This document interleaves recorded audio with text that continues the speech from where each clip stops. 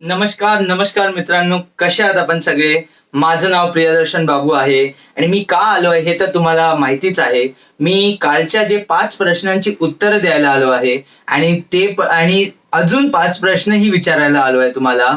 तर काही वेळ न घालवता गेल्या वेळेच्या 5 प्रश्नांची उत्तरं तुम्हाला अगोदर सांगतो. तर हे होतं गेल्या वेळेचा पहिला प्रश्न. 1964 मध्ये ही कुठली एक सुविधा होती, सर्व्हिस होती, जी रद्द केली होती का? कारण की त्याला जे चालवायचं कॉस्ट होतं, रनिंग कॉस्ट होतं, ऑपरेशनल कॉस्ट होतं, ते खूपच जास्त होत होतं. आणि हे जे गरीब लोक होतं त्यांना ते एवढं पटत नव्हतं आणि परवडतही नव्हतं. तर ही कुठली सुविधा होती? तर ह्या प्रश्नाचं उत्तर आहे, हे जे आपले मुंबईमध्ये ट्रॅम सर्व्हिस सुरू होते, तर ते ट्रॅम सर्व्हिस तेव्हा बंद केलं होतं. तर हे होतं गेल्या वेळेचा पहिला प्रश्न. पुढे जाऊया दुसऱ्या प्रश्नाकडे. तर ऐका, आपलं मुंबईमध्ये खूप ट्रॅफिक असतं. हा ट्रॅफिक मध्ये खूप लोकांचा वेळ वाया जातो इकडनं तिकडे पोहोचायला. डिस्टन्स किती कमी असेल तरी 1 तास 2 तास खूप वेळ लागतं. तर म्हणून सप्टेंबर 1920 मध्ये हे काय सुरू केलेलं होतं मुंबईमध्ये, जेणेकरून जास्तीत जास्त लोक एकत्र ट्रॅव्हल करू शकत होते, म्हणजे रस्त्यावरचं ट्रॅफिक कमी होईल. तर हे होतं आपलं जे डबल डेकर आपण बीएसटीचं बघितलं असणार. तर हे डबल डेकरचं सिस्टम तेव्हा सुरू केलं होतं. आणि त्याच्याने फायदा काय झाला की खूप जास्त लोक एकत्र बसून प्रवास करू शकत होते. तर हे होतं गेल्या वेळेचं दुसऱ्या प्रश्नाचं उत्तर. आता जाऊया पुढे तिसऱ्या प्रश्नाकडे. तर ऐका, मी तुम्हाला एका माणसाचं नाव सांगितलेलं, ते होतं न्यूरस रॉड्रिगेस. आता हे आपलं जे माउंट मेरी बॅसिलिका आहे त्याच्यात एक रेक्टर होते आणि ह्याने एका एज्युकेशनल इन्स्टिट्यूट, म्हणजे अभ्यास करायची अशी जागा, हे एज्युकेशनल इन्स्टिट्यूटची स्थापना पण केली होती. तर तुम्हाला मला फक्त एवढं सांगायचं होतं की हा कुठल्या एज्युकेशनल इन्स्टिट्यूट ची स्थापना ह्याने केली होती. तर हे आता बँड्रा बद्दलच बोलत आहोत.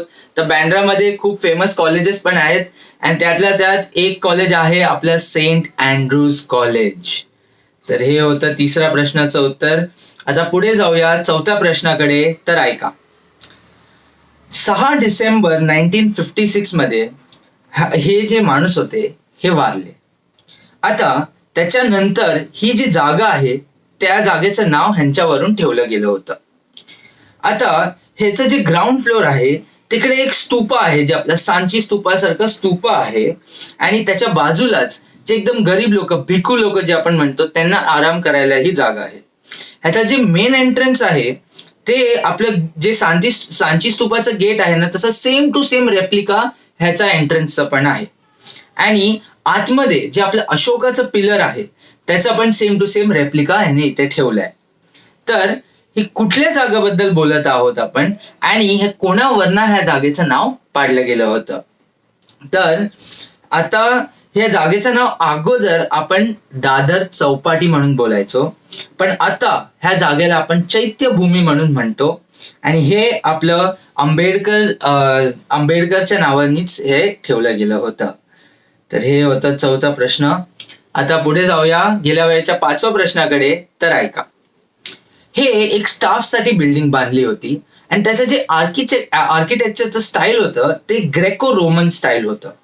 आणि हे एक लेडी फ्रेरे म्हणून होती, ज्यांच्या इन्स्पिरेशन त्यांच्या मेमरीवरून असं त्या स्टाईलनी केलं गेलं होतं. आता आपण याला काला घोडा म्हणतो. युनिव्हर्सिटी ऑफ मुंबई वगैरे आहे इकडे, आणि तिकडे ब्लॅक मार्बल वापरलेला कन्स्ट्रक्शनच्या वेळेस. तर हे कुठल्या जागेबद्दल आपण बोलत आहे? तर हे तर ऍक्च्युली खूप सोपा प्रश्न होता, खूप जणांना लवकरात लवकर उत्तर मिळालेलंच असणार. तर हे आहे आपलं भाऊ दाजी लाड म्युझियम. तर इथेच आपले गेल्या वेळेचे 5 प्रश्न संपतात. आता पुढे जाऊया आजच्या 5 प्रश्नांकडे. तर हे आहे आजचा पहिला प्रश्न. हे जे एक मंडळ आहे, ह्या मंडळचं अगोदरचं नाव सार्वजनिक गणेशोत्सव मंडळ असं होतं. आता आपण ह्या मंडळाला कुठल्या नावाने ओळखतो? खूप फेमस मंडळ आहे आणि मी हे प्रश्न का विचारेन, थोडस विचार केला तर तुमच्याकडे गेस तर नक्कीच येणार. तर हे होता आजचा पहिला प्रश्न. पुढे जाऊया आजच्या दुसऱ्या प्रश्नाकडे. तर ऐका, आता मुंबई हे 7 आयलँड वरनं एकत्र बनवलं गेलंय हे तर आपल्या सगळ्यांना माहिती आहे. मला फक्त तुम्हाला एवढं सांगायचं आहे की 3rd सेंचुरी BC मध्ये कुठला राजा होता जो मुंबईवर राज करत होता. तर हे होता आजचा दुसरा प्रश्न. पुढे जाऊया आजच्या तिसऱ्या प्रश्नाकडे. तर ऐका, आपल्या एशियाटिक लायब्ररी सगळ्यांना माहिती असणार, आपल्या हॉर्निमन सर्कलच्या जवळ आहे आणि तिकडे भरपूर फिल्मचे शूटिंग पण झाले, तर सगळ्यांनी बघितलंच असणार. आता एशियाटिक लायब्ररीच्या सगळ्यात खालच्या पायऱ्यावर एक नंबर लिहिलाय. तो नंबर कुठला आहे हे तुम्हाला मला सांगायचं आहे.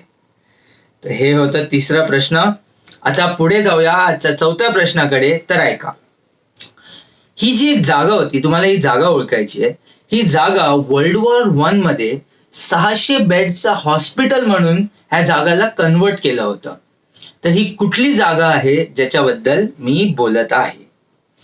तर हे होतं चौथा प्रश्न. आता पुढे जाऊया आजच्या पाचव्या प्रश्नाकडे, जे एकदम सोपं प्रश्न आहे. तर ऐका, आता जेव्हा ब्रिटिश लोक आलेले ते मुंबईमध्ये, खूप जण इथेच राहत होते, तर त्यांना इकडचं जे आपलं लोकल फूड होतं ते एवढं काय जमलं नाही.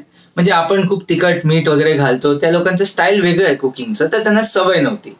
तर तेव्हा 19th सेंचुरीमध्ये एक काहीतरी सर्व्हिस सुविधा सुरू केली होती जी अजूनपर्यंत मुंबईमध्ये आहे.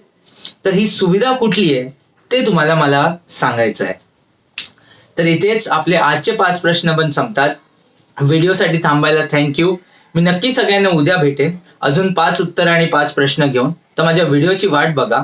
आजच्या प्रश्नांची उत्तरं कमेंट्स मध्ये लिहायला विसरू नका आणि माझ्या व्हिडिओ आणि चॅनलला लाईक, शेअर आणि सबस्क्राईब करायला तर अजिबात विसरू नका. तर आजसाठी एवढंच. आपण उद्या नक्की भेटू. तेव्हापर्यंत मजेत राहा, हसत राहा, खुश राहा आणि गुड नाईट.